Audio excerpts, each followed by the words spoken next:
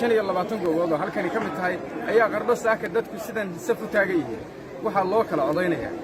8 urur siyaasadeed oo ku tartamaya golaha deegaanka degmada qardho guud ahaan doorashadani waxay maanta ka qabsoomaysaa 3 degmo oo kala qardho Ufeyn iyo Eid waxaana dadku ay codkooda ka dhiibanayaan oo ay sidan u joogaan saaka in ka badan 50 goobood doorashadan waxaa isu diiwaan geliyay in ka badan 46,000 oo qof laakiin waxaa kaarka codbixinta qaatay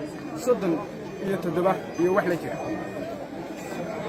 waxaa ka shaqaynaya shaqaalaha doorashada sida ku qoran website-ka guddiga doorashooyinka Puntland ee TPEC 350 qof oo ka shaqaynaya goobahaasi doorashooyinka waxaa jooga kurjoogta maxalliya oo ka socota bulshada rayidka ah ee Puntland iyo kurjoogta caalami ah sidoo kale waxaa naloo sheegay inay imanayaan oo ay maanta ku soo biirayaan gelinka dambe ee doorashada xubno ka socda dowlad goboleedyada Soomaaliyeed oo Puntland iyaguna arkaya bal sida doorashadu ay uga dhaxayso guddiga doorashooyinka Puntland waxa ay sheegeen in doorashadan ay ka qabsoomayso degmooyinka Puntland bartamaha sanadka soo socda